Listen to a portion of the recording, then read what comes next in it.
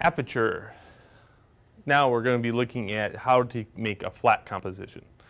We saw how to move the area of focus around so we can get one thing in focus at a time. But now, what if we wanted all things in focus at all the time? Well, again, I'll go to the parody of the desert and squinting in the sun and say, if I wanted to have that happen, I could go and what? Change this to the largest number. Okay? Changing it to the largest number makes a really small hole. Having a really small hole allows me to see all the way through the composition, even though it's 6 foot in depth. Okay? So that way the foreground maintains sharpness, background maintains sharpness, and it becomes flat. Well, what about time? Let's look at time for a second. Speaking of time, that's the setting. Look at, I cannot get over to the positive area. I can get to right there, but I need it slightly more. The next step is time. So 30 seconds in, plus give or take some more. Now we got to figure that out. What is it? Well, we're going to be guessing, and we're going to be using this remote. We're going to be clicking it. Here, let me get into the composition here. I need a camera crew. That's what I need.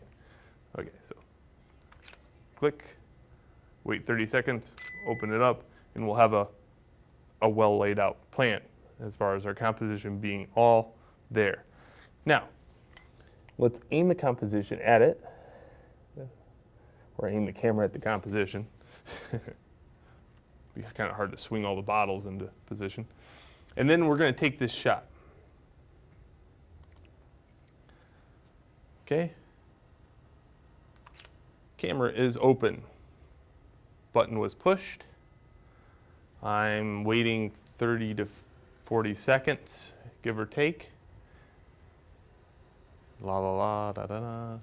This is the boring part, but it's fun because, you know, usually what I do is I'll have a completely dark room and then walk away and come back like maybe 15 minutes later and then press it. You get all this cool natural light. Okay, camera's open. Button was pushed. What do I got? Ooh, everything's in focus. Look at, that's in focus, that's in focus. Hey, this reminds me of what? Oh, a point and shoot camera. This is exactly what point and shoot cameras do. They just want everything in focus. And then your job as a Photoshop artist is to go in and tell what area I want blurred. Now, I've introduced some fill lights into the scene. Like before, I had this, okay? Notice there is no shadow here on the cup. But when I go into the next, there is. Because I've introduced some fill light. Only to speed up the process, because yes, it could take up to 5 minutes or so, and I didn't have that for a video. That would be boring. But having a large number on your aperture, smaller hole in your camera, and your remote, you can have everything flat and all in focus. So that's how it's done. Enjoy.